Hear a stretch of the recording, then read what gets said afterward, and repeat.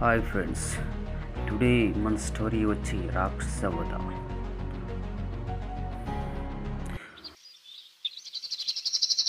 అనగనగా ఒక రాజ్యం ఉండేది.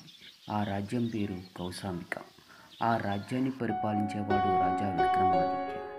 రాజు యొక్క గొప్పతనం, విజయాల వల్ల ఆ రాజ్యానికి ఎటువంటి కష్టాలు ఉండేవి కాదు. ఆ రాజ్యంలో ప్రజలు ఆనందంగా ఉండేవారు. రాజు ప్రజారక్షణకై ఎప్పుడూ పాటుపడేవాడు.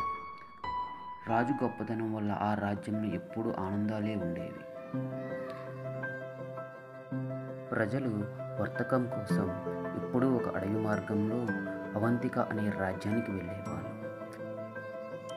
ఎప్పటిలోని అడవి దాటే సమయంలో అక్కడ ఒక పెద్ద రాక్షసుడు హిడింబి ఉండటం గమనించారు. హిడింబి అటువైపు వచ్చే ప్రజలను అటువైపు వచ్చే జంతువులను, మనుషులను వేధిస్తూ వారిని ఆహారంగా తీసుకునేవాడు. ప్రజలు హిడింబి వల్ల చాలా కష్టాలను, ఆపదలను చూశారు. జంతువులకు ఆహారం అవ్వక తప్పేదే కాదు.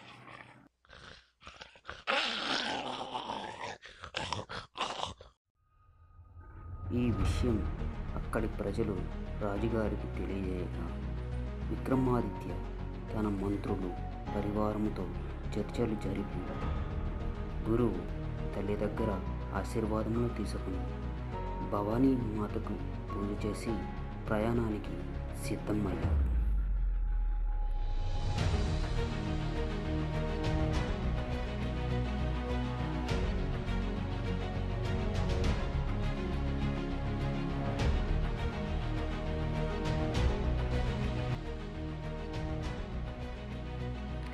అది ఒక భయంకరమైన అడవి.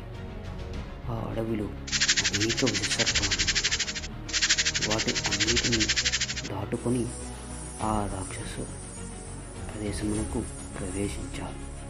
విక్రమాదిత్య ఒక్కో విసర్పంను దాటుకుంటూ ఆ రాక్షసుని ఉండే ప్రదేశాన్ని చేరుకోగలిగాడు. రాజును చూసిన రాక్షసుడు ఆ రోజు తనకి ఆహారం దొరికింది అని అనుకున్నాడు. రాజు తన సైన్యంతో ఆ రాక్షసుడు ఉండే ప్రదేశాన్ని చేరుకున్నాడు. రాక్షసుడితో భీకరమైన యుద్ధాన్ని చేశాడు.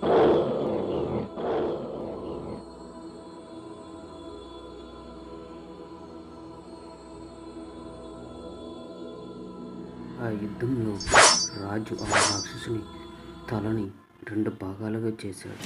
శరీరం నుండి తలని వేరు చేశాడు. విజయంతో తన రాజ్యానికి తిరిగి చేరుకున్నాడు. రాజు రాకను చూసిన ప్రజలు అమిత ఆనందంతో, సంతోషంతో సంబరాలు చేసుకున్నారు.